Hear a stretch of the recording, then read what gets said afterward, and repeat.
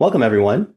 Today, we're going to be discussing some ophthalmology topics in urgent care with a special focus on enhancing the diagnosis and management of retinal diseases.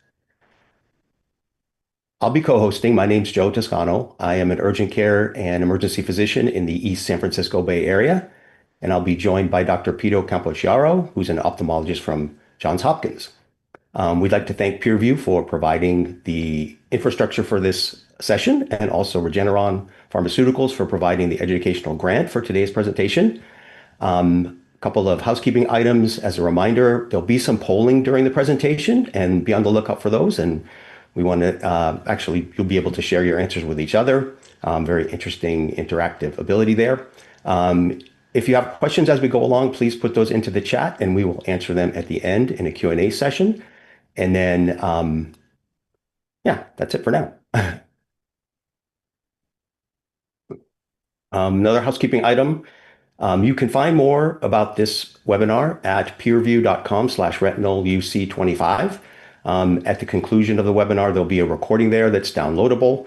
It will actually be viewable for up to a year. There also, after you complete a short pretest, be some practice aids that are available to you.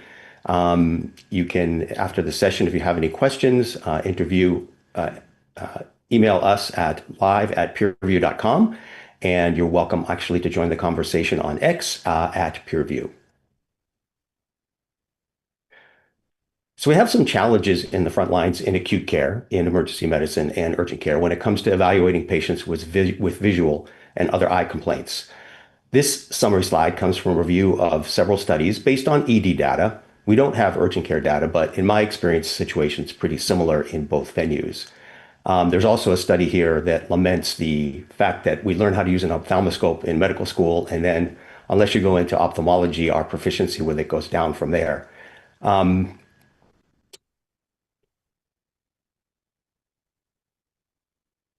terms of our objectives today, we're going to discuss acute care ophthalmology a bit, but hone in on the features of central retinal vein occlusion and the associated macular effusion that goes along with that.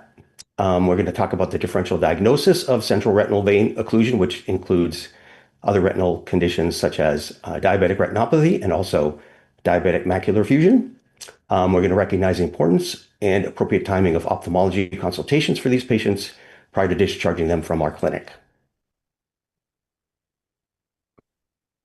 I will start off our discussion.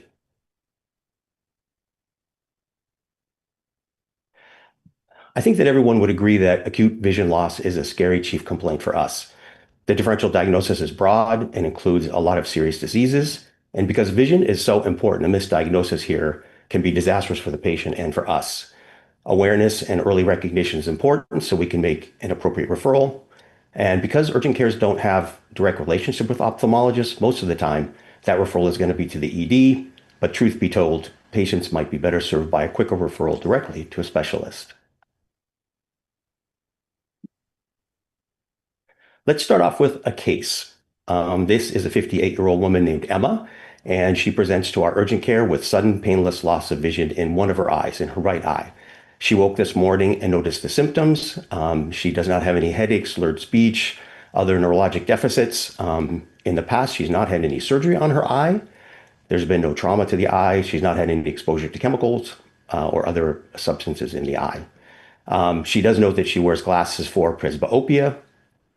Other elements of her medical history include the fact that she has been diagnosed with diabetes and hypertension, and she's on medications for those, including lisinopril hydrochlorothiazide, as well as metformin and glipizide. Looking at her vitals, she's got a little bit of elevation of her blood pressure, but nothing dangerous. Heart rate is normal. She's afebrile. Respiratory rate is normal, and her oxygen sat is as well.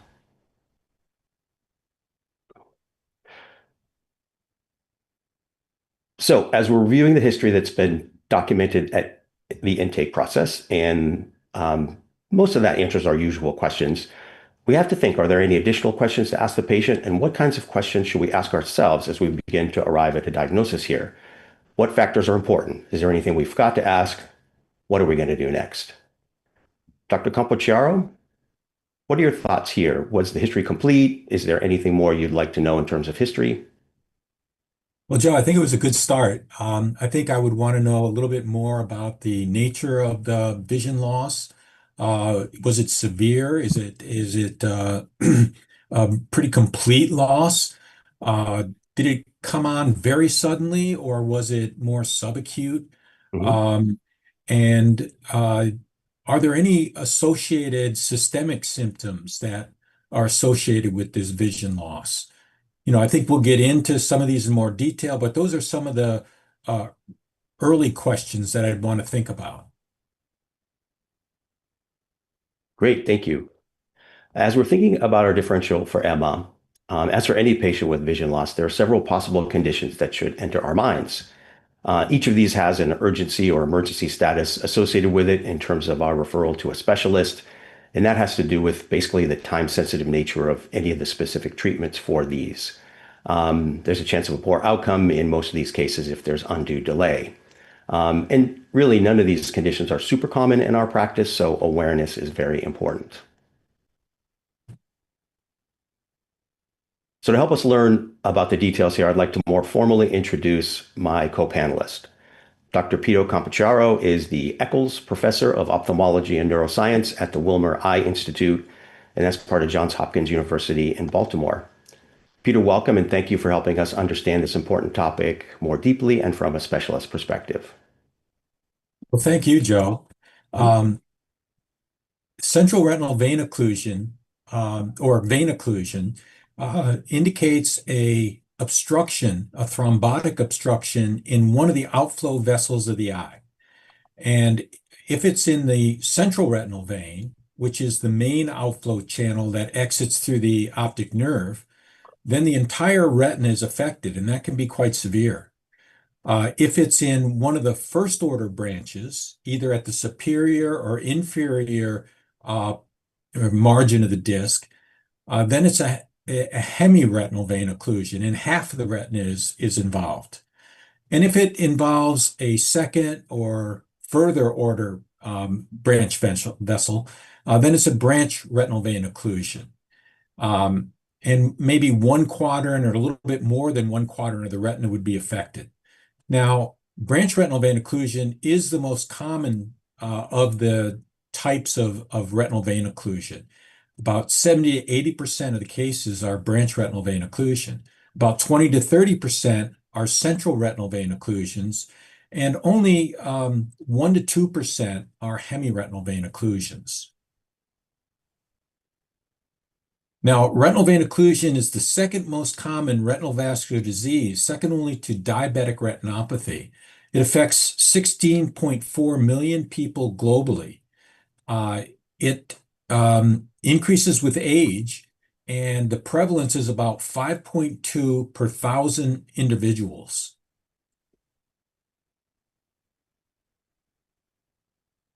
Now, the way it presents is with unilateral painless loss of vision. Now, generally, it's not a complete loss of vision. It's not someone who can't see anything out of the eye. It's usually sort of a blurring of vision. And there usually is not an afferent pupil defect.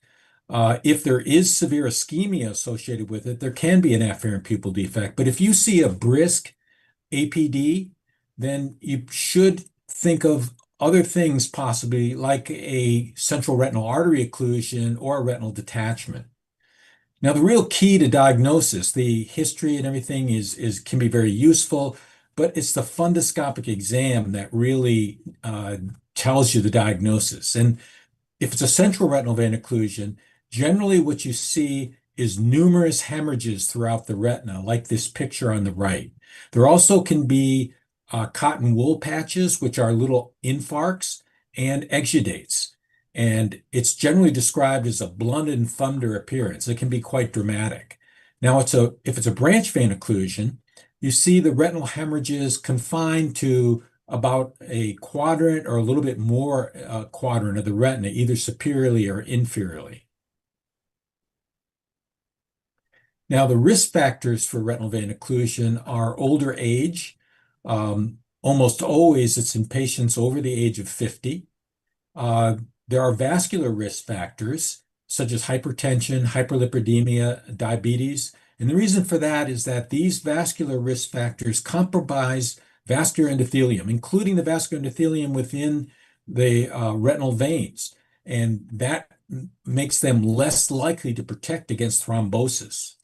Open-angle glaucoma is a risk factor because the increased pressure in the eye causes bowing back of the lamina cribosa. And the lamina cribosa is a connective tissue structure within the optic nerve, and the central retinal vein passes through that. And with this bowing back, it can cause kinks in the central retinal vein, which results in turbulent blood flow, which increases the likelihood of thrombosis. And any drug, such as oral contraceptives, which increase hypercoagulability, is a risk factor for vein occlusion, as is any systemic condition, which increases the likelihood of hypercoagulability, such as polycythemia vera, or any increase in platelets, or any condition which increases proteins to a large extent in the serum. Now, factors that raise a suspicion of systemic disease are bilaterality, because usually it's only one eye that's affected, and if both eyes are affected, then it becomes more likely that there's some systemic thing that's contributing. Now, it's also more likely to be unusual and associated with systemic problems if it occurs in someone who's less than 50 years old, or if there are associated systemic findings. Just take a moment now to refresh yourself and answer one of the pre-test questions.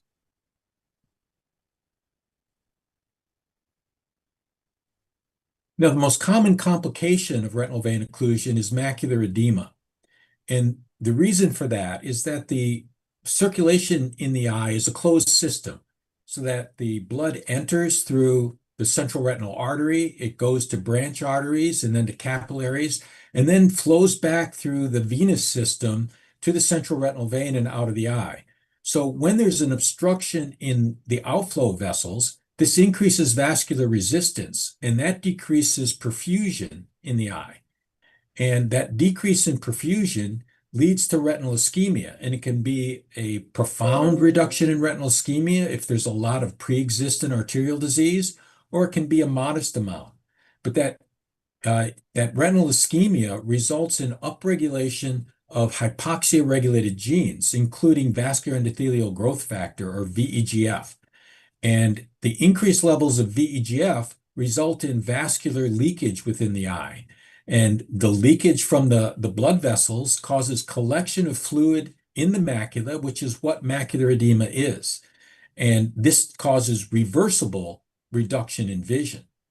Now, if the ischemia is severe, then abnormal blood vessels can grow, neovascularization. They can grow on the surface of the retina and recruit other cells that result in scar tissue on the retina, which can result in traction retinal detachment.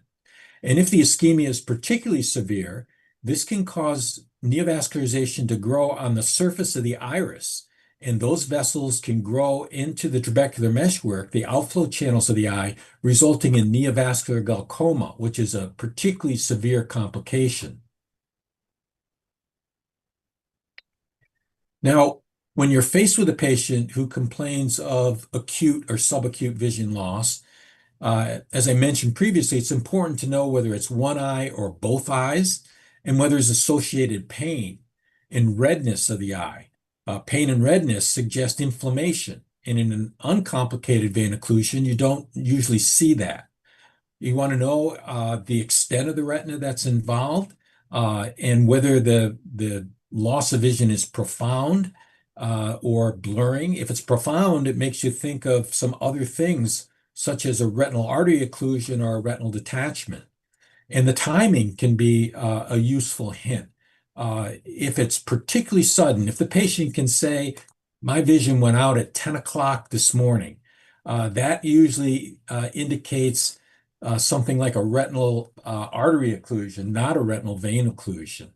And if it's a temporary occlusion, if the vision went out and then came back, that's generally an indication of amaurosis fugax and embolic disease. Then it's always important to do a good review of systems to see if there are systemic associations.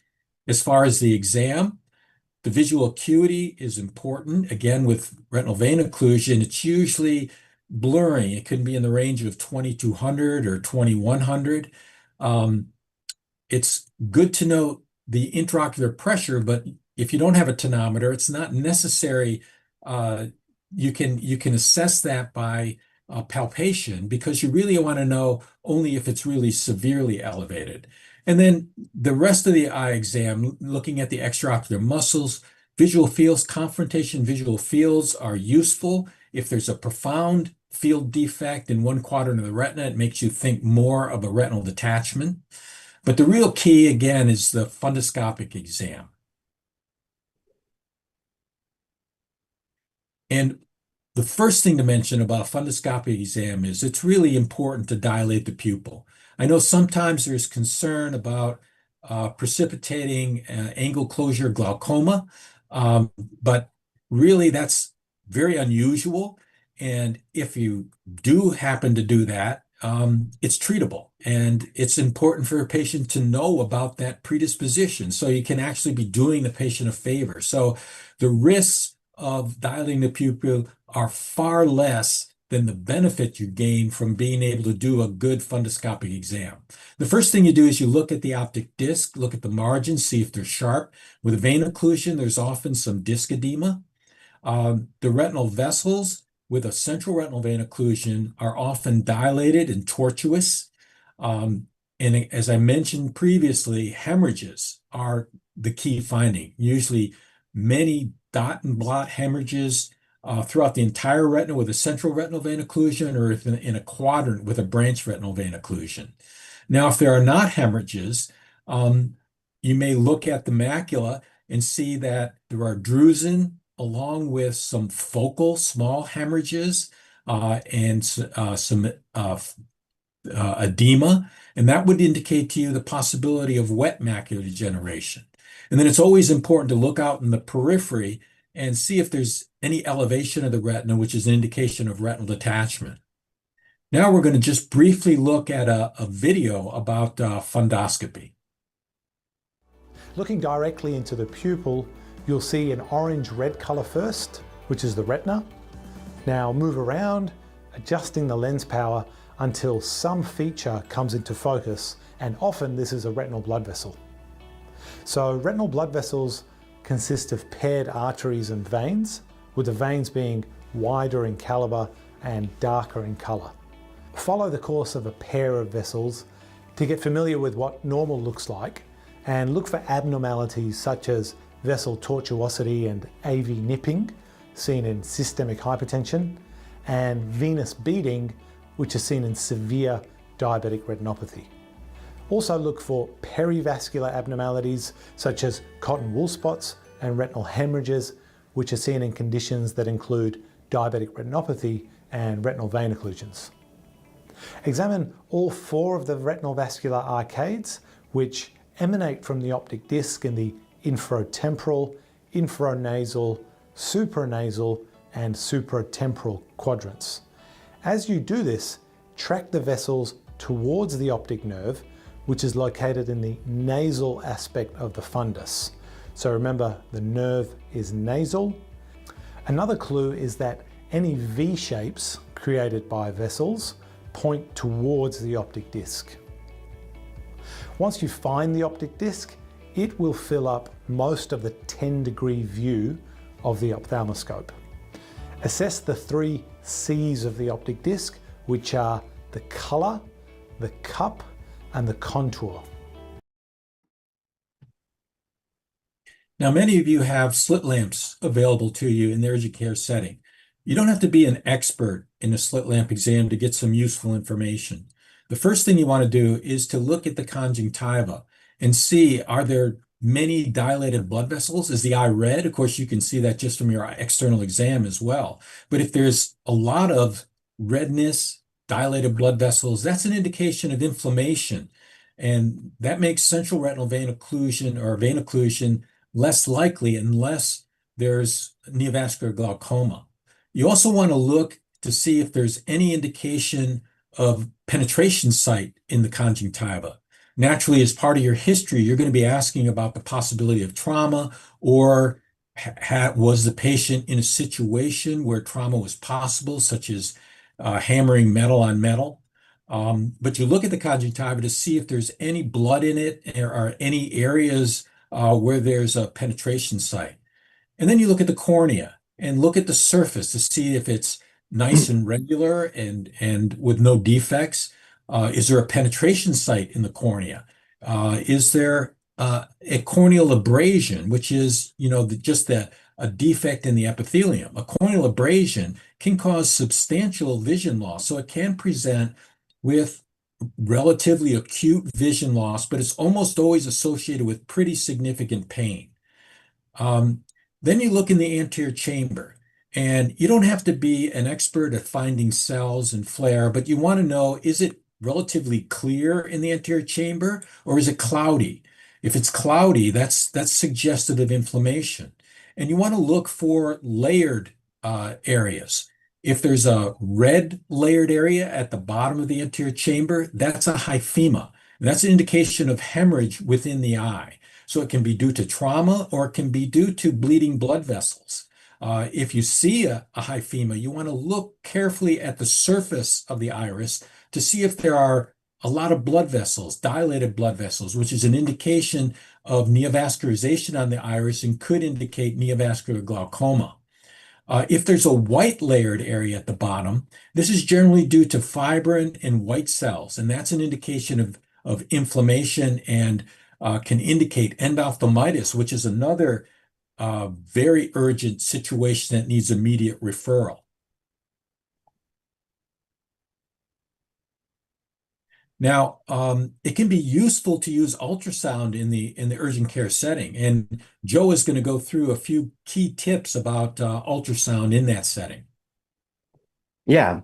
POCUS is not that useful in diagnosing retinal vein occlusion, but it's pretty good for some other conditions that are in the differential for visual loss or other visual complaints, including retinal detachment, vitreous detachment, and vitreous hemorrhage, as well as lens dislocation and actually intraocular foreign bodies. I use this a fair amount in my ED practice in the eye and elsewhere in the body, but I don't have it yet in the urgent care where I work. However, at the last national conference in urgent care, the didactic session and several hands-on sessions that we had in point-of-care ultrasound were among some of the most well-attended. So that tells me that this is an up-and-coming area of importance in urgent care and certainly an area of interest among clinicians. POCUS is pretty easy to learn and interpret, and we're even seeing AI enter into this space, both in terms of performing the ultrasound as well as interpreting it. And that can be useful for those who are just starting out. POCUS is really a great extension of our physical exam. The only real contraindication is if you suspect a globe rupture or perforation. And if that's the case, your exam stops right at that point in terms of your suspicion and finding some of those signs of that disease entity. In terms of performing the point of care ultrasound of the eye, you want to get some gel between the probe and the eye, and it's best to have the eye closed during that. In most cases, we're going to put a piece of tegaderm over the closed eye, put the gel on there, and then use the ultrasound probe in the gel. You can use an ultrasound pad if you have one, but those are usually less available. You're going to use a high frequency linear probe to do the imaging, and you're going to scan axially, so kind of horizontally, and then turn into the sagittal plane or 90 degrees. And you're pretty much going front to back with your images, and you'll see everything you need to in that using that technique. Here's some examples of some of the things that you might see with some of the disease entities that ultrasound's good at identifying. On the far left is a retinal detachment. You can actually see the contour of the retina detached from the back surface of the eye. There's fluid that gets behind the retina in that case, so that looks hypoechoic, and it's actually very interesting. Just looks like a retinal detachment, even if you're not used to looking at ultrasounds, what you imagine it would look like. With a retinal detachment, it's going to almost always be tethered to the optic disc, and that's one of the clues to distinguish it from some of the other things that can sort of look like it. On the far right is vitreous hemorrhage. That can occur with trauma or spontaneous bleeding from something like proliferative diabetic retinopathy, or as a complication of a vitreous detachment. That echogenic, whiter looking fluid compared with the black at the top of the picture, which is the anterior portion of the eye, is blood that's filling that space between the vitreous and the back part of the eye and the retina. The middle picture is of a vitreous detachment. And in this case, as we age, it's one of the things that could just happen spontaneously. The portion of the vitreous humor that's gel converts somewhat to a more liquid component, and sometimes that liquid component can escape from the vitreous body itself. In that case, the more gel component condenses, and that's what appears hyperechoic on the picture, a little bit whiter. That fluid that's escaping from the vitreous can fill that space behind that condensed vitreous material now and looks hypoechoic between the vitreous, the condensed vitreous, and the back part of the eye. A lot of times it looks very similar to vitreous hemorrhage, but a lot of times the distinguishing factor is that there's sort of a bright or even a more hyperechoic border to the condensed vitreous. It's the interface between that condensed vitreous and the fluid around it that gives you that almost like a pleural line that you see in a chest X-ray with a pneumothorax. But it has a little bit more variability in it than the other entities. So let's step back from ultrasound, which we didn't necessarily use in this case, but back to our case patient, Emma. And we have some more exam data now here. We know that she has sudden painless vision loss in her right eye, so she's certainly has a history that's compatible with central retinal vein occlusion or any venous occlusion, and she has those risk factors that we talked about. Her visual acuity is pretty bad on the right, 2400. On the left, she's 20/25, and with both eyes, 2200. She does not have any afferent pupillary defect. Her pupils look normal, and they're reacting normally bilaterally. There is no deficiency in her extraocular movements. You test visual fields to confrontation, and there's no abnormalities there. If you have tonometry, it's measured in normal, which is typical in these cases. But again, as Dr. Campochiaro said, if we don't have tonometry, sometimes we're not worried about, again, a perforation or penetrating eye injury. We can just get a basic sense with the eyes closed of touching the eyes. You always have the other one to compare, which is good. And mostly in this case, you're looking for a really elevated pressure to put you in a different range for your differential. And then finally, perform fundoscopy. And on this, you notice that the retinal veins are dilated, that there are those patchy diffuse retinal hemorrhages, that blood and thunder appearance, and then the optic disc looks swollen.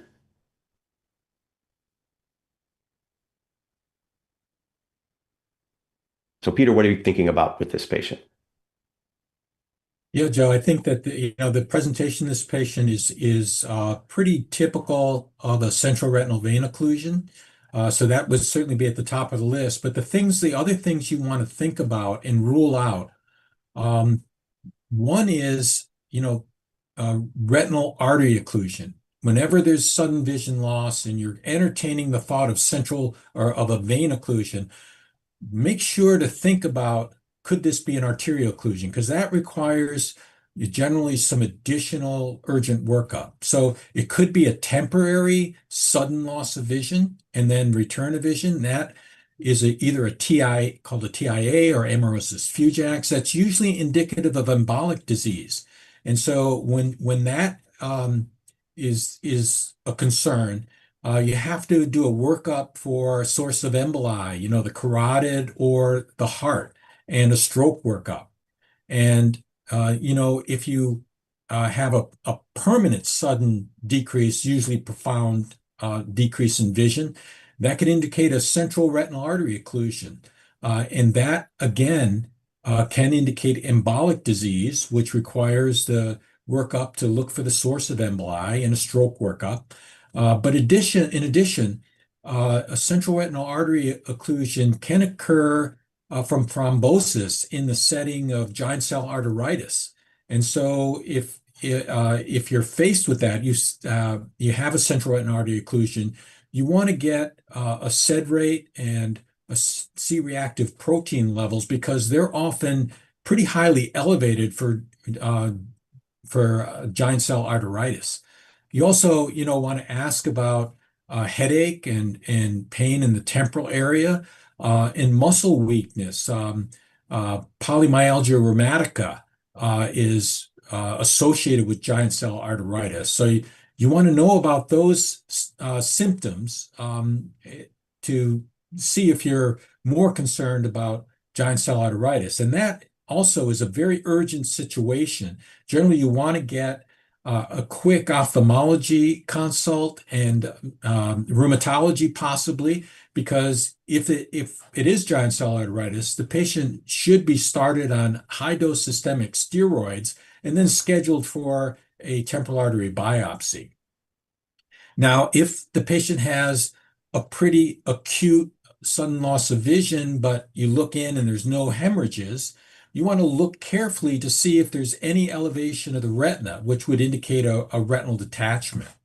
And of course, if you look in and you can't see very much, you see hemorrhage, that indicates a vitreous hemorrhage. You want to know about if there's been trauma, if the patient has diabetic retinopathy, and this is when the ultrasound that Joe explained can be very useful to assess what's going on with the retina behind the hemorrhage.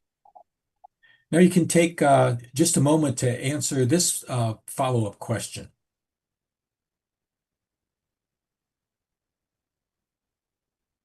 Now, again, in terms of the differential for central retinal vein occlusion, other causes of acute vision loss, the thing at the top of your mind is, could this be a central retinal artery occlusion? Because as we discussed, that indicates that there could be embolic disease, which needs to be evaluated, or it could be a sign of giant cell arteritis, which requires additional testing, the SED rate and C-reactive protein, and if it's a high suspicion, immediate action with high-dose steroids.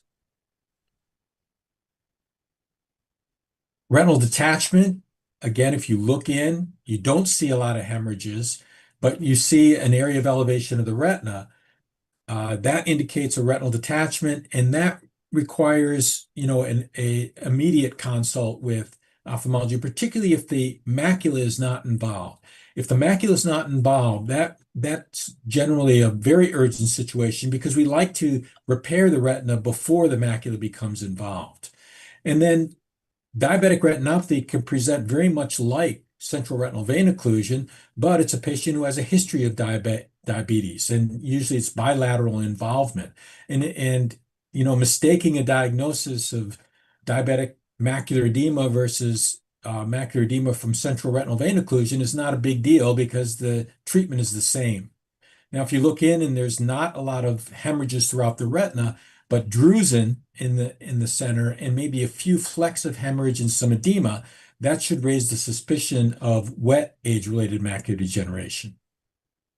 Now I'll hand it back to Joe for a discussion about referral and continuity of care. Yes, I'll pick it up from here.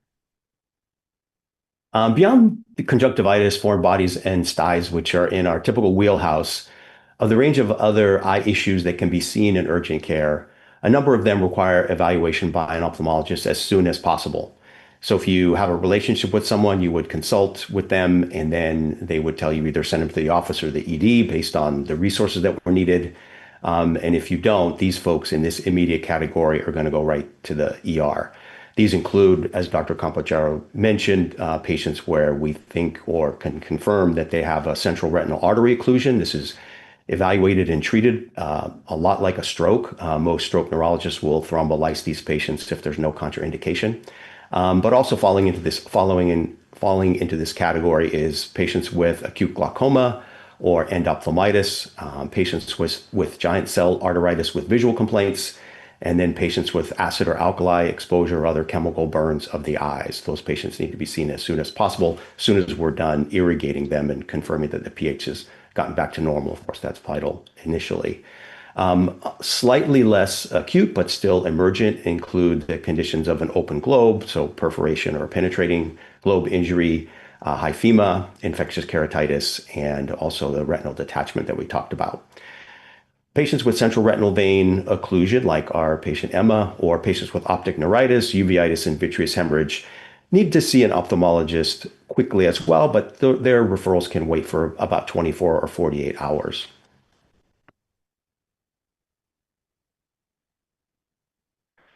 We have, oh, at this point, you're going to have another poll, so please take a moment or two and answer some of the follow-up questions that you see.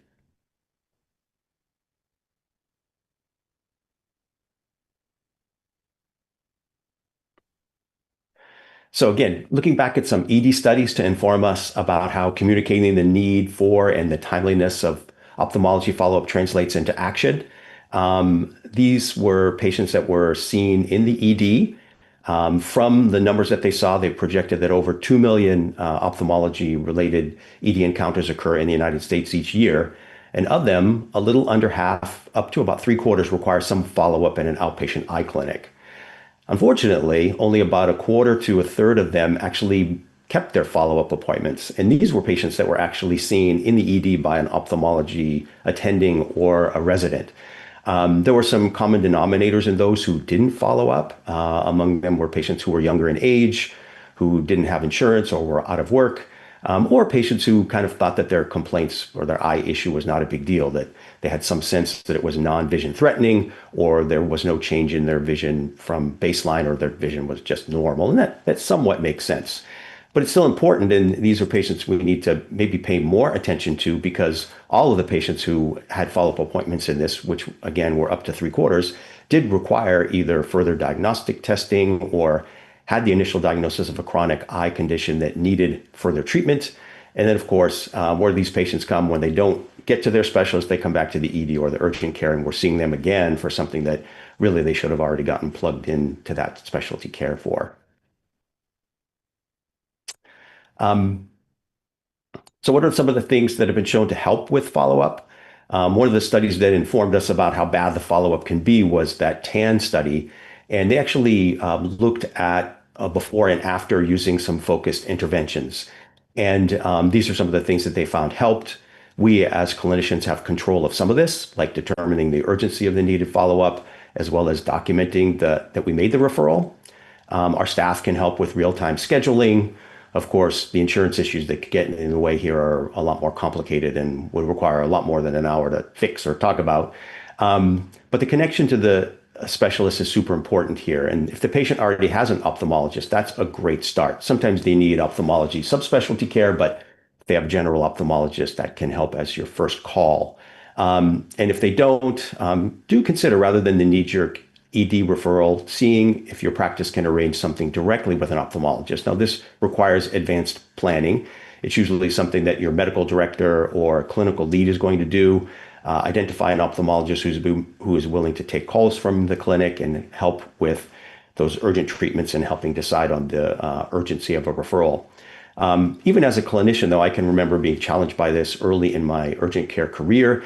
And I was at a visit with my own ophthalmologist, and I think within the past couple of months had difficulty getting some ophthalmology follow-up for a patient, and so sent him to the ER. But asked my ophthalmologist if he'd be willing for me to call him for an occasional urgent care patient, and it actually turned out to be a great referral source for me. And actually, my colleagues in the urgent care used him as well. So specifically in terms of follow-up for retinal vein occlusion, that follow-up needs to be, as we said, within 24 to 48 hours.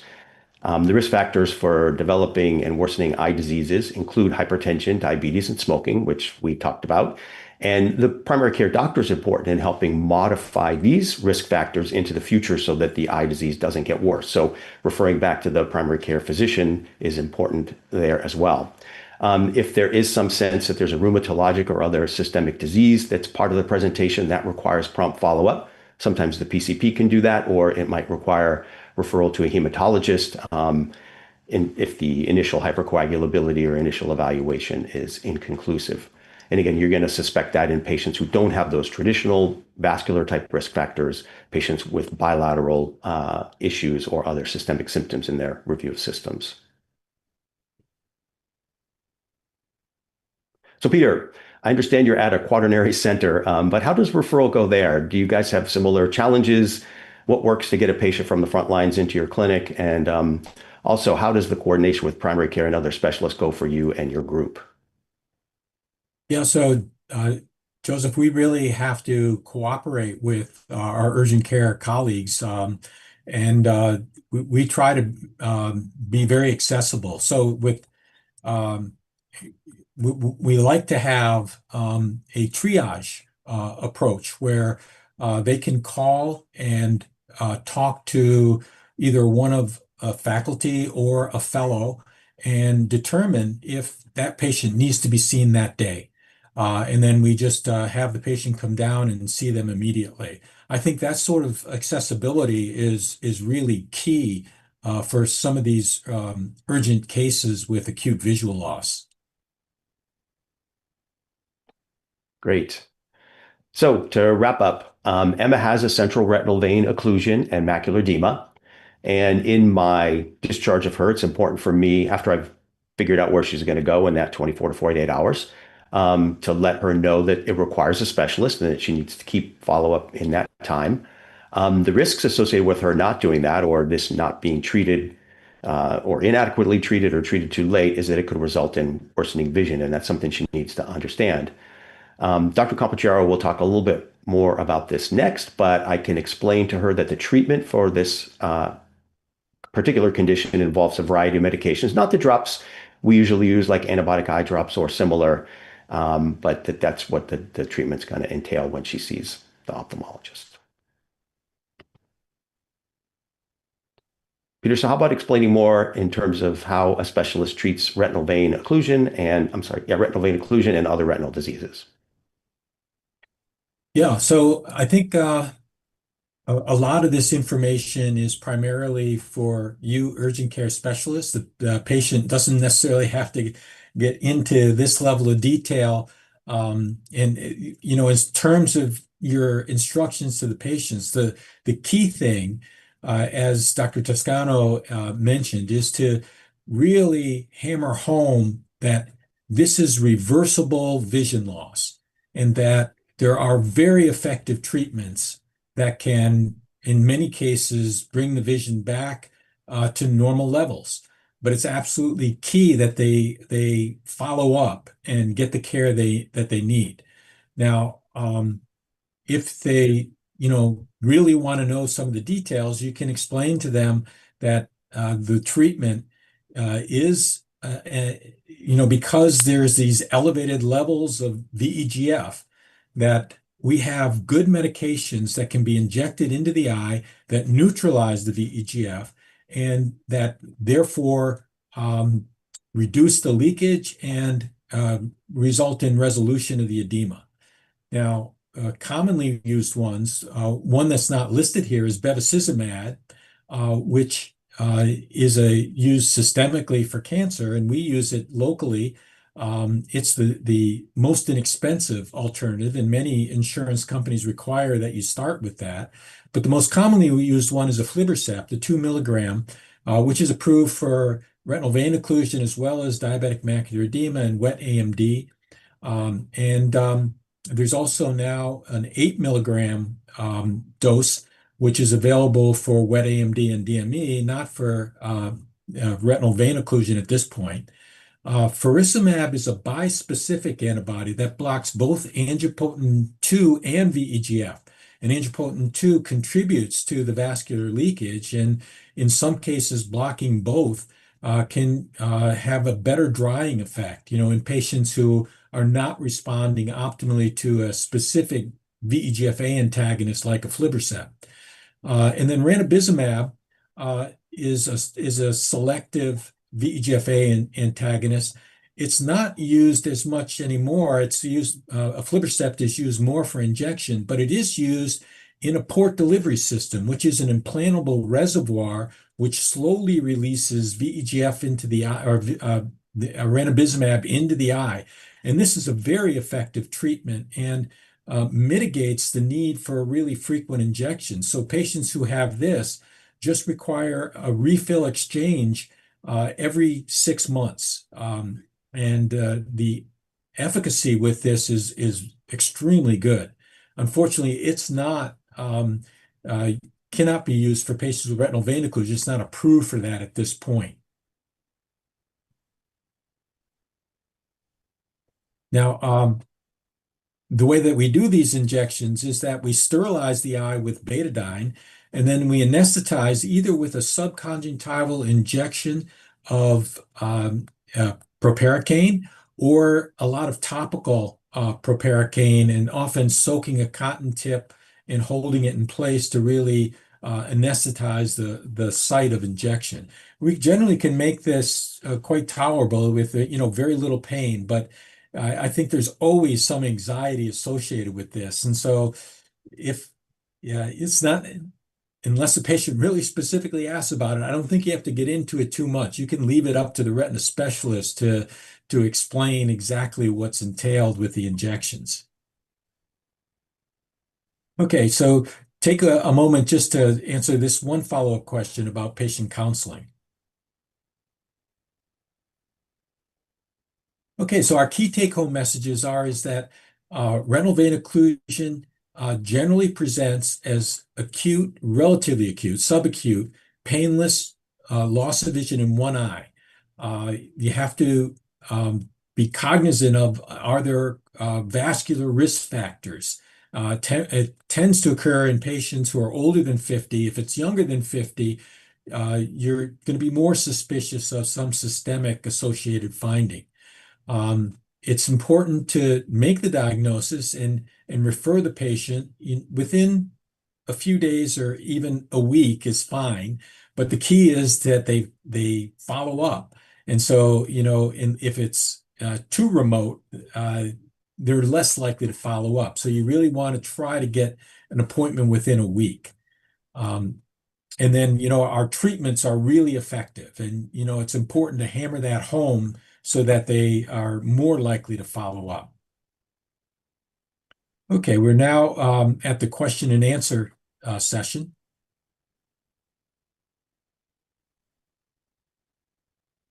I can see we've got several in the chat.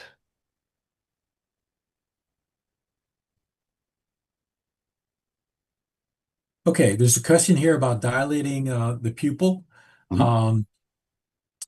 The question is, can you rely on a darkened room? It's really not very optimal, because as soon as you shine that light, regardless of how dark the room is, the light is bright and it will constrict the pupil. So you're not really going to get a good fundoscopic exam unless you use drops to dilate the pupil. I don't think it necessarily represents a breach of the standard of care not to dilate the pupil, but I think if you really want to get a good look, you're really gonna have to do that. I can say when I examine patients in the ED, I'll usually do a dilated exam. I was initially fearful, like you had mentioned when you were talking about it, Peter, that I was going to precipitate narrow angle glaucoma incident with that.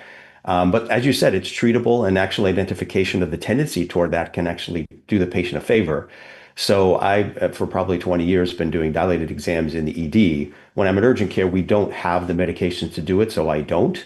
But I agree, it's probably not standard of care for a non-ophthalmologist to dilate. I think you do your best, and that actually leads in, I think, to the answer to the second question, which is how does a non-ophthalmologist keep up fundoscopic or other diagnostic skills? And I assume maybe you mean slit lamp. I think the rest of the exam, visual fields and extraocular movements, are kind of a little bit relatively easy to do. But I think practice makes perfect with that. It was interesting that one of the studies, again, lamented the fact that we're probably the best at using an ophthalmoscope when we're a medical student. And unless you're an ophthalmologist, you just do it less and less and don't think about it.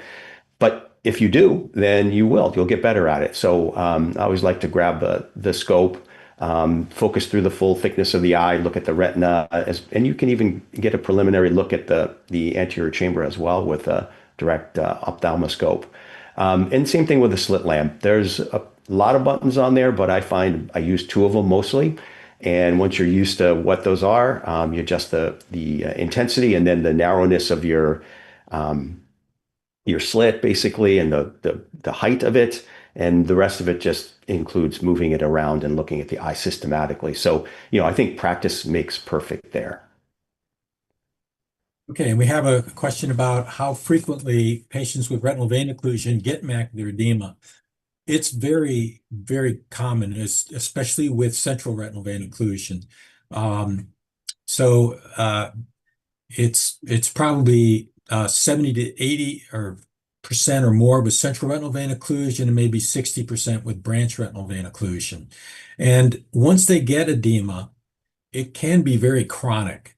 So we've studied the long-term follow-up, and basically after 2 years of injections, and pretty frequent injections, often every month to every 6 weeks, about 50% of patients get to the point where they no longer need injections.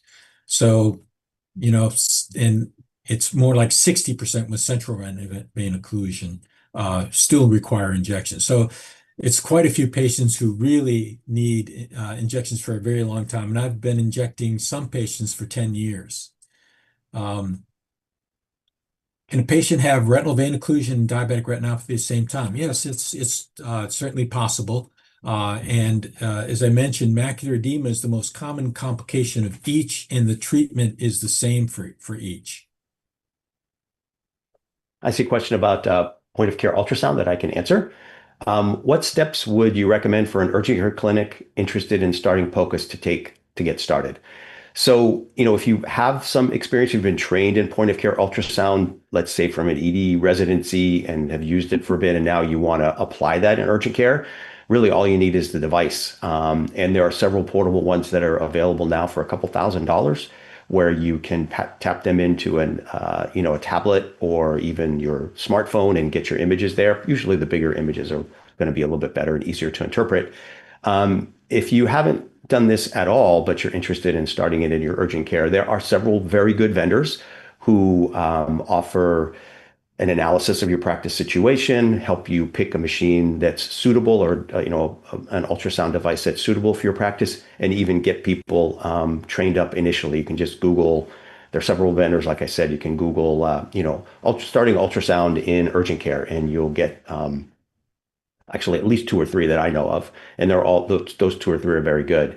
It is important though to know what you're doing. I think if you can use the ultrasound, it's very operator dependent. If you're not using it appropriately, getting your images appropriately, you will miss what you're supposed to be looking for, and everything might look normal. So when you're for yourself being trained and other people, it's important to have a systematic way to know that they're operating it well. Somebody who's an expert should examine their technique. And then typically before they are completely released to use it as a diagnostic tool, there's going to be some proctoring. So you'd have a set of them doing 5 ultrasounds of the eye, let's say, and 5 ultrasounds of the abdomen or other parts of the body where you want to get some proficiency at. So, and then in terms of implementing a plan like that and having a plan, the vendors can help with that as well. Now, there's a question here about time critical interventions, and Joseph alluded to this a bit. If a patient comes in with a retinal vein occlusion, and it's very acute, so it happened that day or the day before, that you can consider, if it's available to you, a thrombolysis, and so referring to a stroke team and doing angiography and cannulating the ophthalmic artery is something that is done in some centers. Another temporizing thing is you can have a patient breathe into a paper bag because CO2 will cause some dilation, and there have been some rare reports of emboli moving more downstream with that sort of dilation. But those are the main really acute things. Endophthalmitis is also very acute. You need an ophthalmologist generally, but what we do is do a vitreous tap for a culture and gram stain, and then inject antibiotics. The sooner the antibiotics are injected into the eye, the more likely of a good outcome. Um, what is the role of telemedicine? There are remote um, non-mydriatic cameras that are available that in which the pictures are sent to a reading center that can tell you, what's happening in the fundus. And, so I don't know how frequently that's available in an urgent care setting. You may know, Joe, but it is available in some diabetologists have it available in their office so that they know whether patients need referral for diabetic retinopathy. What is it? What are the best? Go ahead, Joe. I was going to say I'm not aware of any tools in this regard in terms of being able to show the ophthalmologist the eye, although I have had some sort of gross pathology of the eye that I sent a picture to, texted a photo of the outer vision of the version of the eye to the ophthalmologist. Most of the time, I think this is a telephone call, so that's where our exam is important to be able to communicate our findings to the ophthalmologist to help make the right decision. All right, there's a question about, this is a very good question Yeah. about, if you're going to dilate pupils, what do you do? What do you do in terms of instructing for driving? I can tell you that we dilate every patient who comes into our retina clinic, and usually you only have to dilate one eye, and the other eye is perfectly fine for driving. If you have to dilate both eyes, usually a couple hours, and the vision starts to normalize. What the dilating does really is it most affects near vision, but it does result in some blurring in the distance, and some patients do feel uncomfortable driving. But generally, it's not a problem. And how should we navigate triage and referral if retinal detachment is suspected? Yeah, so if a patient comes in and they're complaining of flashing lights and floaters, even if they don't have a detachment, that's usually an indication of a posterior vitreous detachment. And this is one that you want to hook up with a retina specialist if at all possible. It's good to make prior arrangements, just as Joe did with his ophthalmologist. If you can sort of establish communication lines so that when you're faced with this, because this is not that unusual a situation. Posterior vitreous detachments are pretty common, and when you're faced with it, the patient needs to get a retinal exam within a day or so to see if there's a retinal tear. Because if there's a retinal tear, it can be treated with laser, but if it's not treated, then there's a greater likelihood that the retina can then detach, and then they often need surgery. So you can save the patient having surgery if you refer in a very timely manner patients with posterior vitreous detachments. But that generally requires having sort of an advanced agreement with a retina specialty group, so that when you have a patient who has these symptoms, you call up, let them know, and then the patient's seen right away. We have time for one more. There's actually an interesting question here about best practices for distinguishing between acute eye or abnormality versus brain pathology. I'll maybe tell you my front lines analysis of that. You really have to feel comfortable with the patterns that you're going to see. Then there's no absolutes here.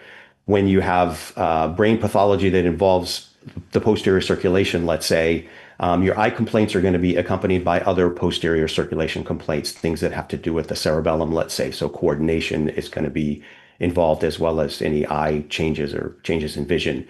If it's a very small area of ischemia that maybe just involves a visual cortex, it should affect both eyes, and you're going to have hemianopsia or other sorts of things that go along with what the back part of the brain does for the eyes.